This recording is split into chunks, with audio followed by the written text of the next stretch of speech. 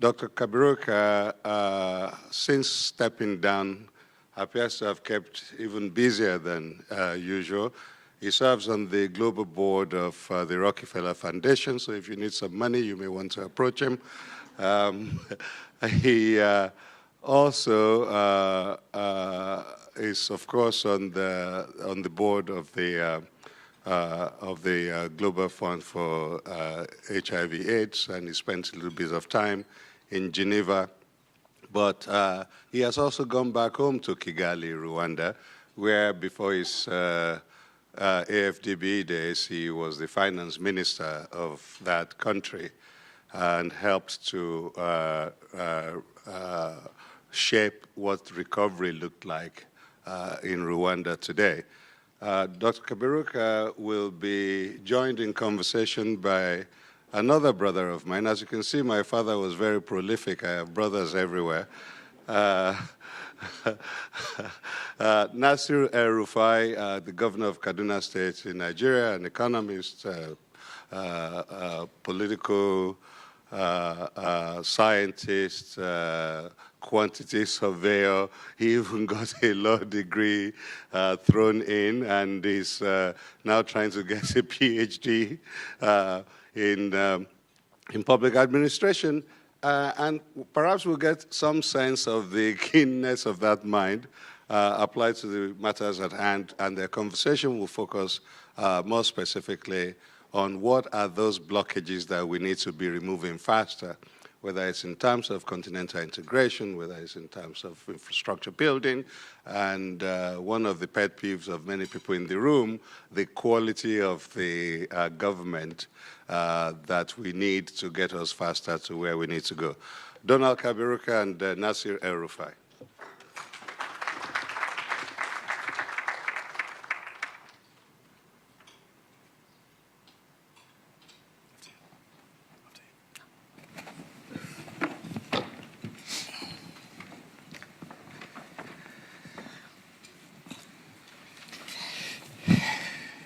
Thank you, Dele, for the introduction. Let me make a correction. I'm not an economist.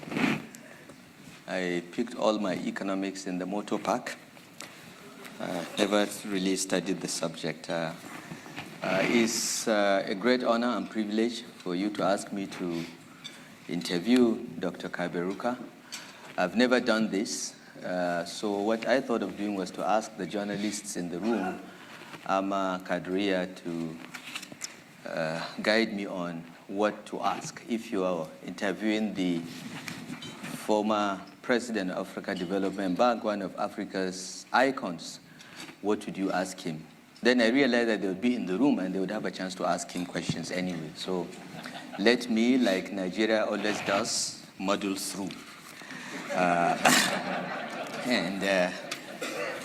So I am saying this to permit you to be skeptical about my interviewing skills.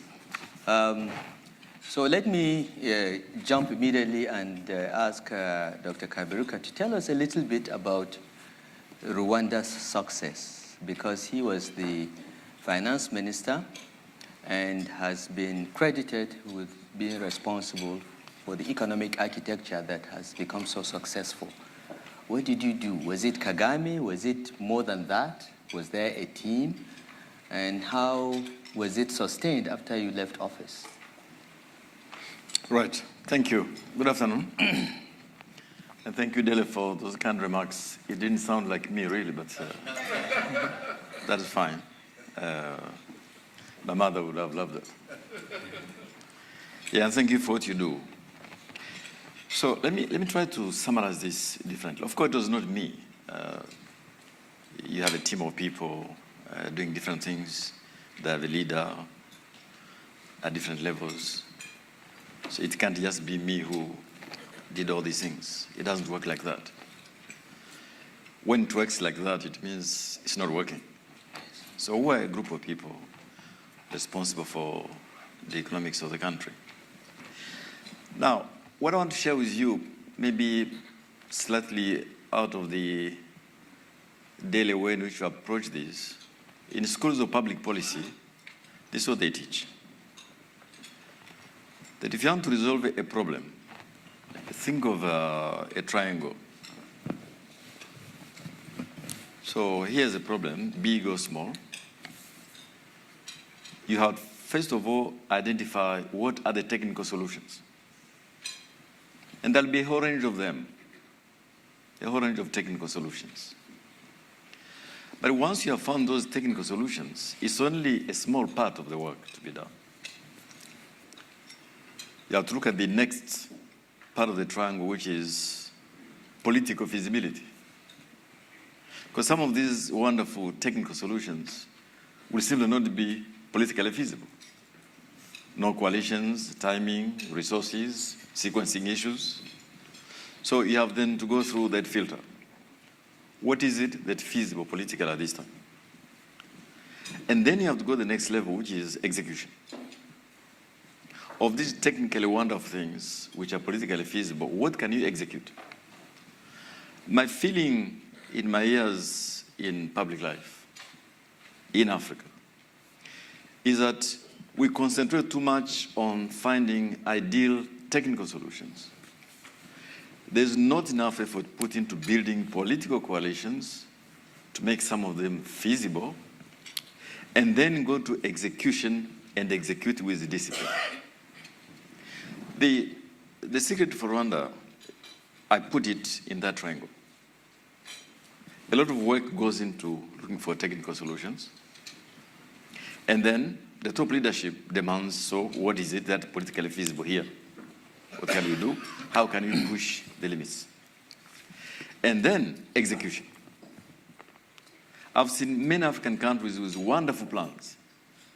Pay $1 million to McKinsey or to BCG. Apologies to McKinsey if they're here, or BCG. Declaration, I was on the board of BCG sometime. So you pay the $1 million, they give you wonderful PowerPoints, a plan, 20 pages. That is only a small portion of what you have to do. Someone has to, in the country, figure out what are the political feasibility of these things.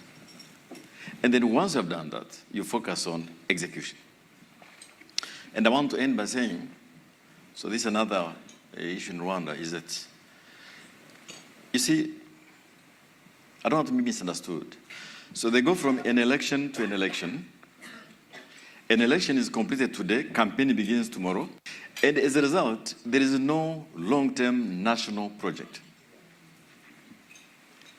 And if you don't have a national long-term project, you will fail. I challenge you to look at the Asian models we like to think about, or many of our models. There is a national project. Governments can change, ministers can change, but there is a national project which is shared by everyone in the country. How you execute it, those are technical issues, but there is a national project. And by this I don't mean a nice document of 100 pages. Some simple things which everyone in the country agrees to has to be done.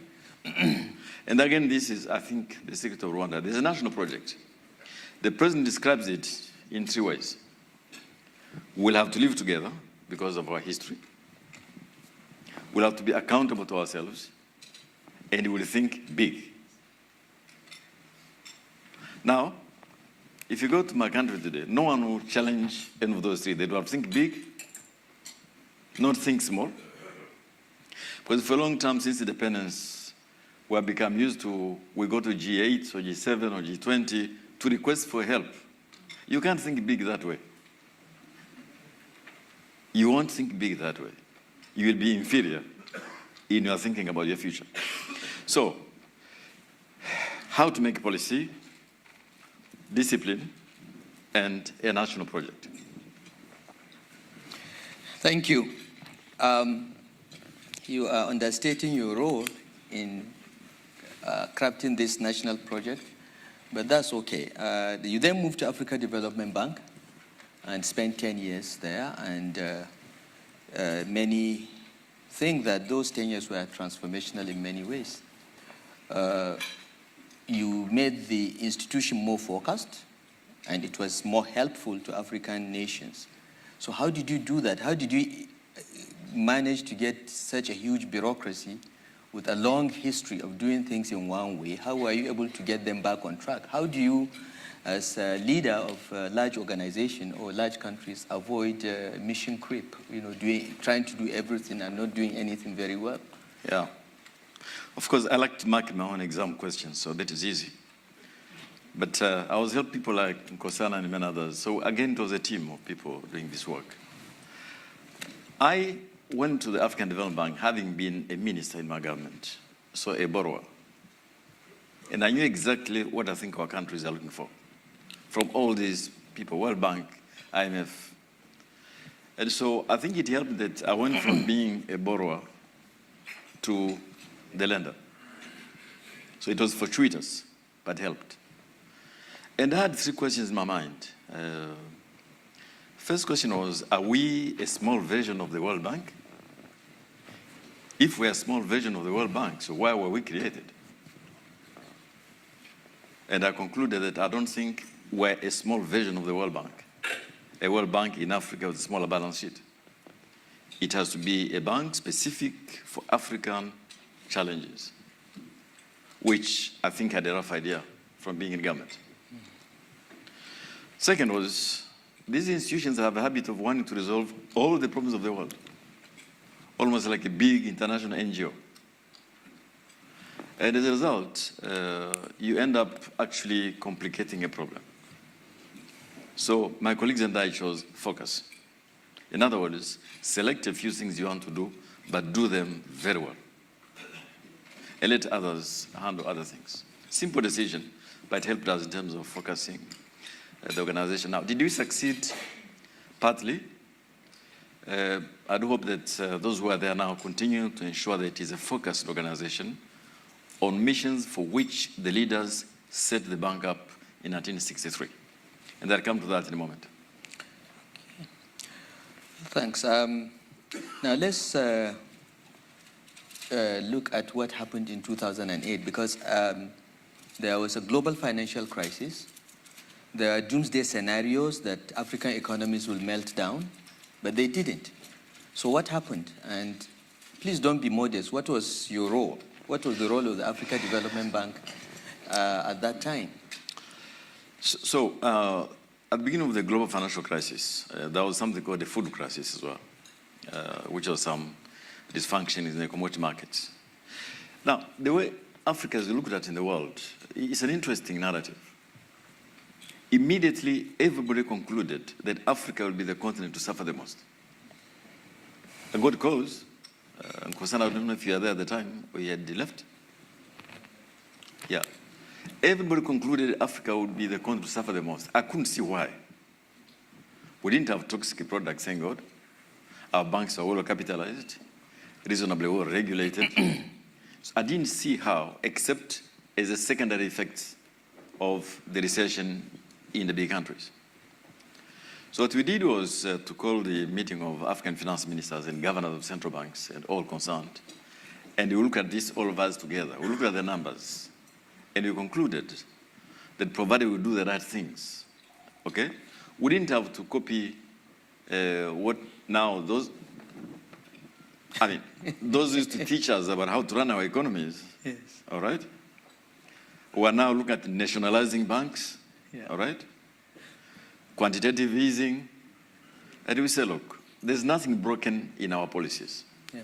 We'll keep our policies as they are, and we should be prepared for the second round effects, especially on commodity prices. Now, as the IMF put it, the effect on African economy was short but sharp, especially for commodity exporting countries. Yes. But the doomsday, which had been predicted, did not happen. Yes. So now let's look at something else that we had in this presentation. A few days ago, His Royal Highness the Emir of Kano, former CBN Governor of Nigeria, pointed out that African debt is rising. Sovereign debt of many African countries is rising. You were the chair of African Finance Minister when the HIPIC initiative was negotiated, and you were in the AFDB when most African countries got that relief and exited. Nigeria got rid of its Paris and London club debt. But now, most of these countries are back at levels of debt that are much higher than the HIPIC days. Right. Is that the next crisis? What do you think is going to happen? Should we be worried, or what's going to happen? Let me complicate it a little bit. We have the China-US trade war, we have Brexit, we have populist national parties in Europe and across the world. There is less and less multilateralism, less globalism. How is that going to affect Africa? How do we avoid another catastrophe similar to what we experienced in the 80s? So let me put it this way. First of all, since 2008, debt all over the world is up all over the world. So in terms of trend of debt accumulation, there's nothing unusual happening in Africa. It reflects the increase in debt globally, whether it is sovereign, corporates, or households. That is a fact. The second thing is that it is true that up to 2005, many of these debt initiatives helped us to clean the balance sheet in a big way. But it's important that we Africans reflect on this seriously. Was it meant to strengthen our economies or to make us permanent ghetto economics? If this debt cancellation was meant to strengthen our economies, it means that actually accessing capital markets is the right thing to do. I was chairman of the HIPC Ministerial Conference. I never believed that debt cancellation was meant to say, now Africa should be cut off from the capital markets. If so, it was a failure. Mm-hmm. It was meant to stabilize our macroeconomic situation, our external imbalances, so that we can access capital markets in a normal, safe way. Yes. The third thing I want to say is about China. I've looked at the numbers up and down, with the exception of 3 countries. This is about geopolitics. Total African debt exposure to China is less than 15%. Now, this varies from country to countries, all right? In some countries, very high. Mm-hmm. But the China issue is geopolitics, I think, because I saw a letter from 7 American senators asking the World Bank and IMF not to lend to Pakistan because Pakistan was going to borrow from China. So there is politics, geopolitical games more than here, economics issues. But now, is there a real problem? Yes, there is, and it comes in 3 shapes. Our debt levels, actually measured as debt to GDP, are not so high for most countries at least. But the speed in which it has built up is very rapid. And that speed is not consonant with the capacity to plan for the project or to manage it. So even the IMF documents, look at them carefully, it talks about the speed of reaccumulation. Not that the stock is high. It's an important distinction. But what is the problem, though? Is that if you measure, including your own country, in many other countries, what is worrisome is that we have contracted debt and there is a substitution effect with domestic revenue mobilization. Yes. So, take a country in East Africa, which you know very well. It used to raise about 20% revenue to GDP. Now it is raising 16% revenue to GDP, in spite of the fact that the economy has been growing at 6%. So instead of taxing your own people to make an effort to raise money, it is easier to go to the capital markets because there's plenty of capital and borrow. That worries me enormously. A country like Nigeria, because we're among friends, can't do much better than 7% to GDP. Yeah. It can easily do double over 5 years because even poorer countries like mine will do 16% to GDP. Yeah. So there is a substitution effect to say, it is difficult to tax my citizens, but there is an easy man out there, let me go and borrow. So there is a revenue effort locally, and that is a worrisome trend. Now, there is a second problem related to that. So if you look at the share of debt to revenue, it's rising. Yes. So in many countries, it is already crowding out education and health, precisely for the reason I just mentioned. So if we could make an effort on the revenue side over 5 years, so that all of us come to the African average of 16%, there is no debt problem we cannot manage. And lastly, there is an issue of mismatches. Mismatch in terms of how we plan the investments, mismatches in FX, because this debt is in dollars. Yeah. So I take a more pragmatic view of these matters. I make a distinction between sounding an alarm and being an alarmist, but there are management issues along the lines I've just mentioned. It is revenue, it is planning for the projects, it is managing the mismatches. But I think to continue our countries building yield curves, getting experience of how you interact with the capital markets is the right thing to do, provided you plan it very well and you build behind it debt management capabilities. So it's a nuanced view, yes, which I was speaking to the governors of central banks in Kigali some time back, and this is what I said to them. The global system we have today was built in 1945, yes, by the winners of World War II. Yeah. World Bank, IMF, the liberal order, WTO. So they built a structure, a house, an architecture. We are not on the table, right? So we graduated into it, okay? Now, those who built up this system, the liberal values, the neoliberal order, all these great international institutions, WTO, now they don't believe in them anymore, all right? Good luck to them, all right? It was their system which they built. Anyway, yeah. Our problem, I think, is that we are unable to provide an intrinsic African response to this issue. And this is why I'm excited by the CFTA, with all the technical challenges. This is why I'm excited by the reform of the African Union. It's our way to say, can we now build an intrinsic African response to this system globally, which was set up by the winners, but now they no longer believe in it. They no longer believe in neoliberal values, all right? They don't believe in WTO. I never thought in my lifetime I would say a tariff war, which very soon becomes a currency war, but let them continue. It is disturbing to us. We have no influence to influence, but we have influence to set up our own response to these dysfunctionalities in the global system. So would you say that the African response, one of our responses, I think, is having the African Continental Free Trade Agreement? Is that an appropriate response? How do you think it will work in a way that it will advance the cause of African economies?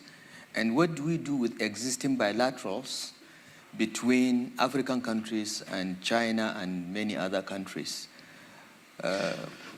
Okay, so let me try to frame this way. When the Organization of African Unity was formed in '63, the few countries who were independent then made two decisions, two important decisions.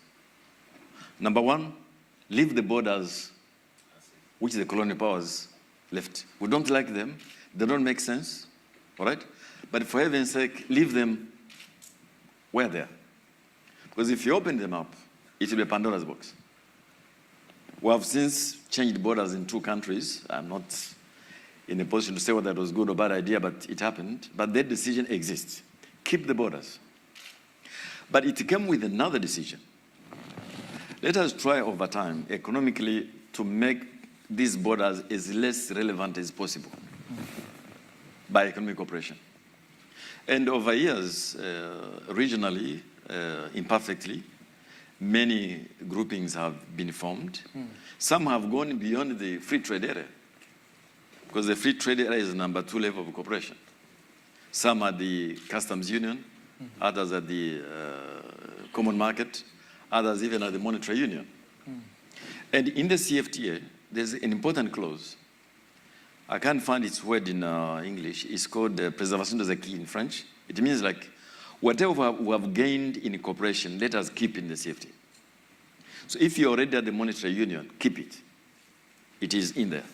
So we build on what exists now. There's no intention at all to try to say, let us all go back to the CFTA. Same same for relations with outsiders. Remember the difference between an FTA and a customs union is that while you have common tariffs among yourselves, it's not a customs union. You can give some advantages to outsiders. You can keep them. Once we come to customs union, it will be a complication. And I hope that we'll give the CFTA priority. Will it be easy? No. I think the next 12 months there are some protocols to be negotiated on disputes, on tariff concessions, on services, on so many of them. They want to do in 12 months. I hope they do succeed. I hope, though, as we do this, 3 things are important. Number 1, let us carry the people with us.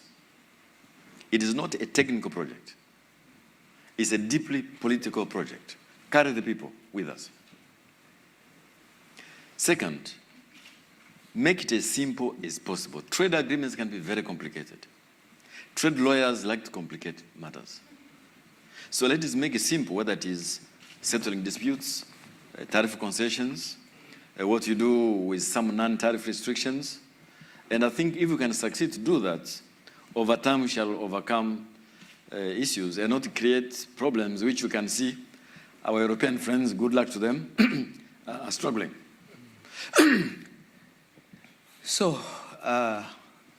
you have observed in both in your previous and current roles that Africa faces an infrastructure deficit.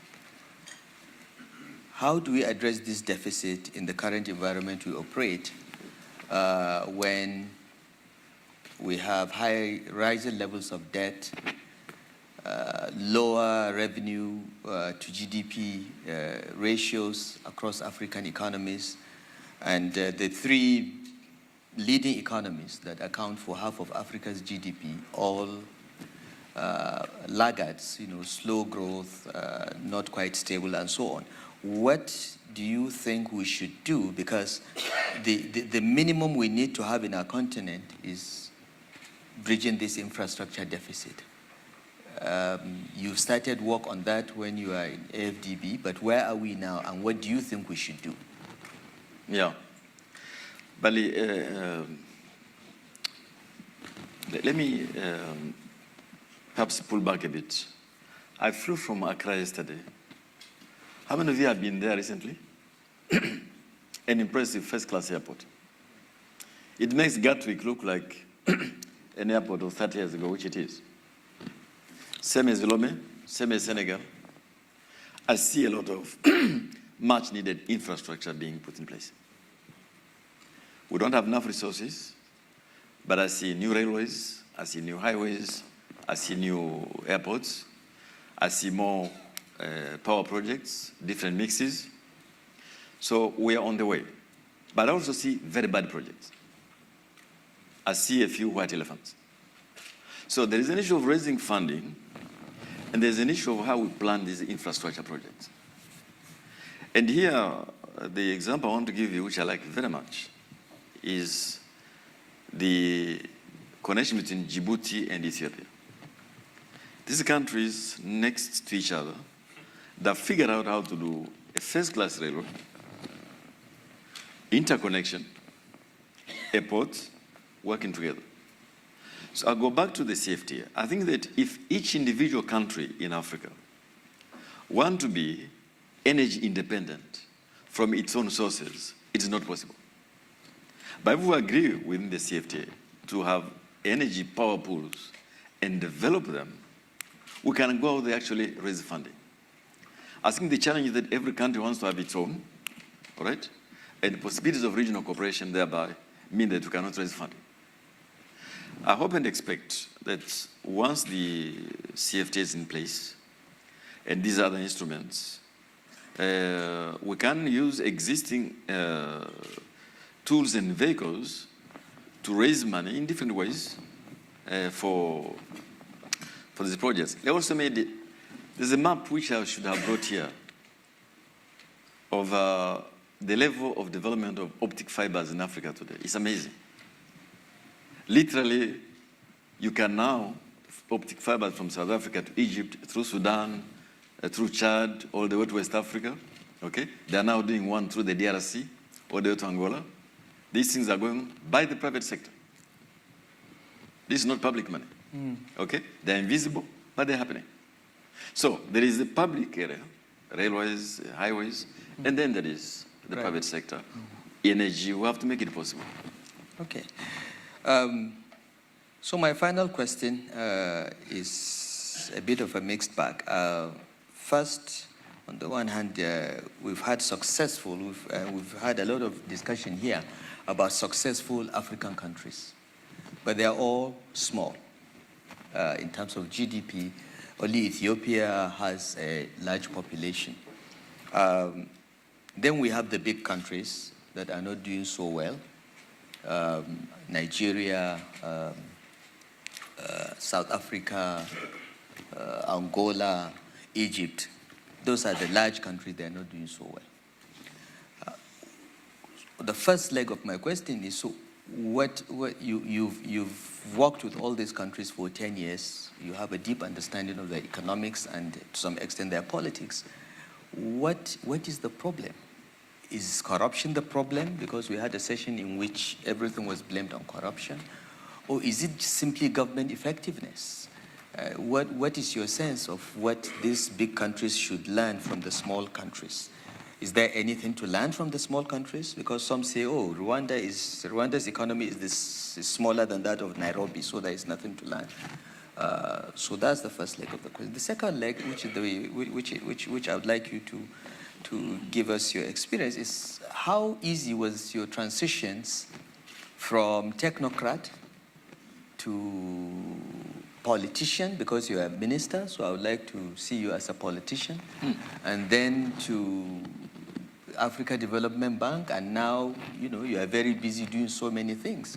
How have you found that transition? Because some of us here are planning our own transition out of public service and would like to learn from you. And do you think, related to the issue of governance in Africa, do you think that we are a bunch of old people trying to propose 20th century solutions, because we're all 20th century products, on a continent that is a 21st century continent? Because most Africans are very young, but most of rulers of Africa are very old. What is your thought about that?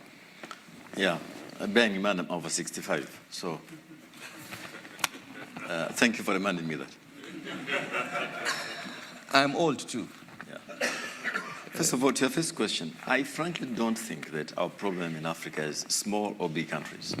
We're all small economies. What is an economy of $150 billion? We're all small economies. Like in a classroom, there are tall children, there are shorter children. That is all. We are stronger together. But if you begin by saying, well, these are big, these are small, you can also reverse it. When the small are together, they're big. I think our problem is different. Our problem is the one I mentioned at the beginning. Being big has an advantage and has a disadvantage. So I'll give you an example of one country not far from mine, which has got 9 neighbors, very little infrastructure, all right? The capital city, almost 12 million people, all right? It's complex to manage. It requires a different type of governance, all right? But size by itself is not an issue, because we like to cite Asia. China is succeeding now, but so is Singapore, so is Hong Kong, so is even Myanmar is coming up, Vietnam. So there's not a problem. The problem I see is this. 60% of Africa's population live in 5 countries. In fact, if you go to 9 countries, you're talking about 80% of the whole populations. In majority of our countries, populations are very small, 2 million, 3 million, 1 million, and so on. It is in those concentrations of population where we have issues we have to resolve. Your capital city, your previous capital city, Lagos, is almost several African countries in one. Yeah. We have over 15 cities in Africa with over 5 million people. And that's where things will happen. So we need to figure out how to make sure these engines begin to resolve some of the challenges they have, because they pull others in or outside. It is true that what happened in South Africa affects the neighborhood, Nigeria, Ethiopia, the two Sudans, DRC, and so on. So you have a point. But I think it's not about size. It's about management of the problems of those particular political economy. Yeah. Just to end by telling you that I think there are some things which the large countries are doing very well as well. Very, very well. With all the challenges they have, I think the Ethiopians are leading the way now in a number of ways. Whether it is energy development, whether it is the way they are handling their domestic politics. There are many things your country has done very well. You know them very well, including the work you did in Abuja. Many of you don't know that El-Rufai, when he was mayor of Abuja, people kept saying, well, how does he do it? All right? But he did it. If you go to Abuja, it's a city, in my view, which responds to the needs of its people. There are some challenges, but there are some things you have done. So let us not be stuck to, we're small, we're big. No. $360 billion GDP is very, very small. All right?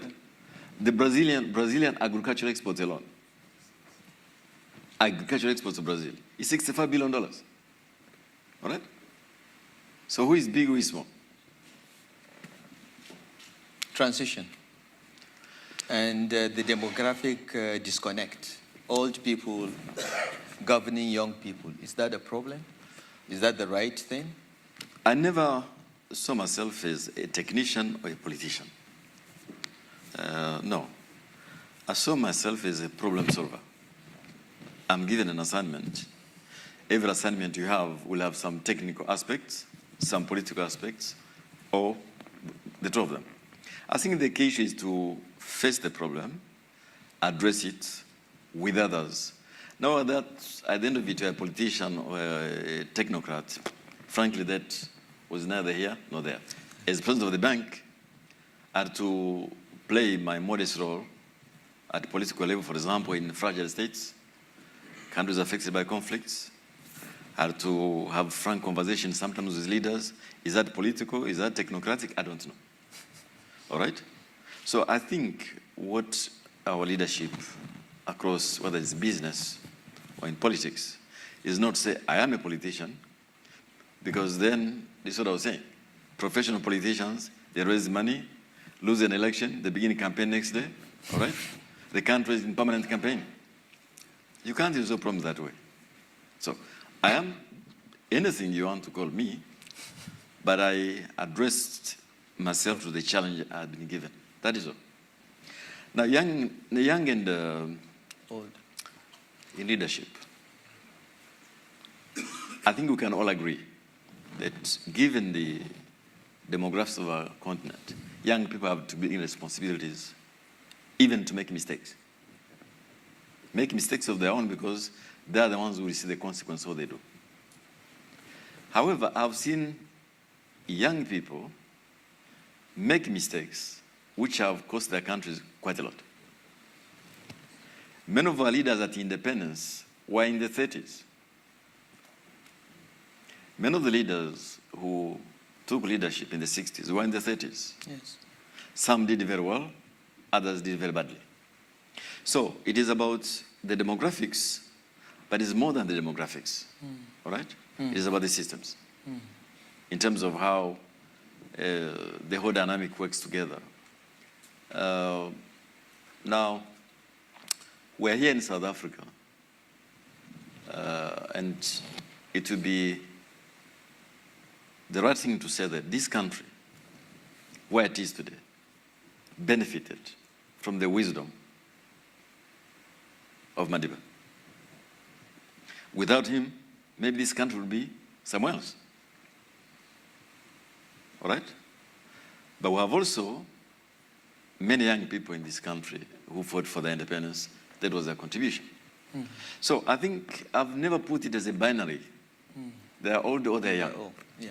It is about the systems, and that will give young people a chance to run their countries, which I think we should more and more. Thank you. I think we can now open the floor for questions. I would like to point out that Dr. Kaberuka has to leave here at 1:30, so we have less than 30 minutes to get the best out of him. So I appeal that we go straight to the point, ask our questions so that he can respond with the same efficiency that he ran the Africa Development Bank for 10 years. Dr. Kaberuka, I mean, you've really given a very panoramic survey which speaks to your experience. But one issue gnaws at me. You were a post-conflict finance minister responsible for recovery.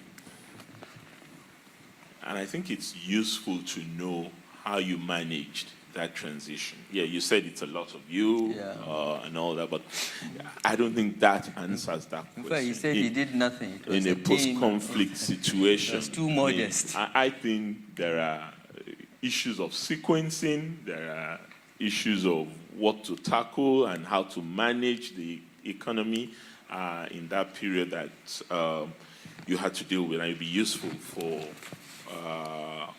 emerging countries to figure that out. Two, you were saddled with the responsibility for the African Peace Fund on behalf of the African heads of state at the AU. And I mean, you submitted a report as part of that African Reform project. Yes, many of our countries are democratic now, but the democratization process is uneven in terms of content, in terms of quality, in terms of direct well-being of our population. Yeah, things are improving. What did you propose in light of the Agenda 2063 and now the CFTA that you're very excited about? Some of us are excited about it, but we're also a bit cautiously optimistic about it, in order to help us deepen the progress that you have reported. Thank you. Thank you. Any more questions? Yes. Thanks. Oscar from Mistra. Just, I would like to just get your view. What did the 2008 financial crisis say to you? Is capitalism in a crisis? And if so, what is the alternative? Because Piketty talks of possibly a different tax regime to try and augment the shortfall. And secondly, I also want to know what, in the reconstruction of Rwanda, what role, if any, did foreign direct investment play? Thanks. I missed the last one? Yes. FDI. Yes. I think after three, you can respond, and then we take another three, right? Please. Hi, good afternoon. Idumileng Mahabane from a firm called Brunswick. My question is, do you think that political ambitions are always compatible with national priorities? And if not, is there a way in which you can make national priorities compatible with political ambitions? National priorities? He asked whether political ambitions are compatible with national priorities, and is there a way to frame political national priorities to trump political ambitions? Align. Okay. Yes, all right. I prefer Trump because of Trump. Yeah. Yeah. Let me amplify a thought on the second question. I'll come to what we did in Rwanda. You know, on the global financial crisis, there is a saying that in the last 25 years, we've had 2 seismic shocks in the world, which will have long-run consequences over generations. Because up to 1989, you have 2 systems politically challenging each other: the neoliberal system and the communist system. And 1989, communism collapses, and the neoliberals celebrate end of history. We have won. In other words, the neoliberal order, after all these years, is the new normal in the world. So, that was one. Now, fast forward to 2008. With the collapse of Lehman Brothers, the neoliberals actually realized their model is broken. And they have nothing to replace it with. And that is still the case today. We're in a case where multipolarity, to use a jargon, is now the new normal. The idea of there is a north, a south, there are good ideas, bad ideas, good policies, bad policies, is country specific. So for me, that is the biggest lesson. Let me give you an example. Throughout the 80s, Afghan countries were told, if you want to develop, all right, follow the neoliberal model. Because for far too long, we are fed with, this is what is working here, it will work for you. Now, I combine that with what asks me about democracy. Just look around what is going in the House of Parliament, in the House of Commons. Now, I've been told this meeting is the Chatham House, so that's fine. Just look at what's happening in the House of Commons, the mother of Parliament. And you ask yourself a number of questions about the nature of modern democracy. What is it meant for? Who is it for? Let alone other countries. So I think beyond being a financial crisis, it was an existential crisis for neoliberalism and neoliberal democracy as defined in the West. Now, it has many good aspects. It has many positive things, all right? But to say that it is the only model, that is where the issues are. I don't know what will work for us. We'll have to try for ourselves. But for me, that was the most important lesson I learned in 2008. And I add that globalization, which was a result of that particular model, today is broken essentially for 2 reasons. The benefits of globalization, which are immense, were not equally shared, and so there are many losers. And the losers want to destroy the system. All right? But if probably globalization had figured out a way of managing the losers, all right, we will not be where we are today. And so I say this to you because there is a tendency to talk about inclusive economics, inclusion, equality, and all this. We need to give it a meaning politically in the longer term. Now, back to Rwanda, and I'll be very brief on you know, technical solutions to an economic problem is not so difficult. I'll give you just one example. We decided very early in the life of our government that our central bank would be independent, fully independent. That was in 1995. For those who want to know, even the Bank of England was not independent then. The Bank of England became independent under Tony Blair in 1997. The Central Bank of Rwanda was independent in 1995. Why did the cabinet decide that? We wanted to impose discipline early, macroeconomic discipline. The government did not borrow money from the central bank. It will live within its means. And that kind of signal to the markets is very important. Business have clarity, all right? Government have clarity. That this government has no means now, but knows what is going. I say this because there's a country in this region which is struggling with these issues. And frankly, I think for me, it is not so complicated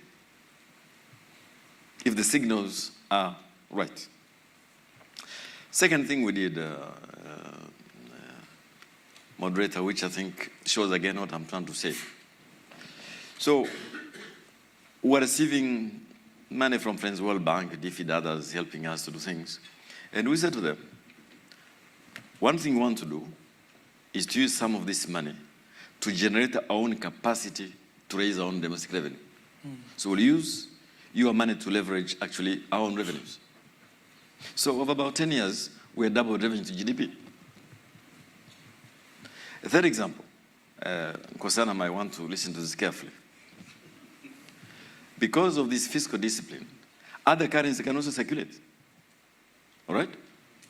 Because we had built enough reserves to support the currency, but we want to test its value in the market. Until a point came when those other currencies actually were no longer relevant for the purpose of data transactions. All right? So things supported each other. And I do believe that signals, discipline in economic management is what economic actors are looking for. They're not looking for perfect solutions. And then we had the president who made it clear to everyone in the government that corruption is theft. Simple and clear. It may be called corruption, it may be given some other nice names, but it's theft of public money. All right? And there will be consequences at all levels. Okay? And that after a few years, it had completely put roots down in the system. And I do believe that those who are struggling with economic reforms in this region could begin by looking at those simple lessons, nothing very complicated. Thank you. Yes, Kadria. Okay, Yeah, so, sorry. The Africa Peace Fund. So, Yes. you know, Africa Peace Fund, let me try to explain it quickly. 1945, the UN peacekeeping doctrine was put in place. That is, if India and Pakistan are fighting, and then they negotiate peace, there's an armistice, you put UN peacekeepers at the border. So that is the architecture of peacekeeping in the world today. But today, many security problems our countries are facing are not between states. They're inside states or between the states and non-state actors. You cannot bring in UN peacekeepers. Because UN peacekeepers can intervene only under the following conditions. They have to be fully impartial, neutral. Number two, they have to be minimal use of force. And third, they have to be invited by a government. So think of the Nigerian government fighting with Boko Haram. All right? And people want to help. Are they going to be neutral? Will they use force? Or in Somalia? And so the African leaders decided that, no, it was time now we look at our own architecture. All right? And the work has begun. The peace fund is in place. Thank you. The minister from Nigeria, the minister of finance, she's the chair of this board. With the minister of finance of South Africa and others, I'm helping in this. For the first time, we have quite a sizable amount of money. We're aiming to come to about $400 million. And then the idea would be to negotiate with the Security Council for them to top up without sending blue berets in the field. So it will be African peacekeepers' new formula, using some of these funds to deal with the new types of crisis. I don't have much time to go into this, but that is the idea, basically. Thank you, Kadria. And yes, Irene. That's it? Two? Yes, hi. I'd like your thoughts on whether you think authoritarianism is now necessary in African governments to a certain extent for us to be able to deal with some of our most pressing problems. And I'm talking even within the context of a democratic government where you basically give cede your authority to a government that has been elected and its ability to take hard decisions if it needs to, even if they're unpopular. Thank you. Karim? Yes, hi. From your experience, what's the biggest difference, if any, between dealing with the Chinese financial systems and the World Bank, IMF, etc., especially on borrowing the money and financial terms? Okay, there was a third hand behind here. I think that's the last.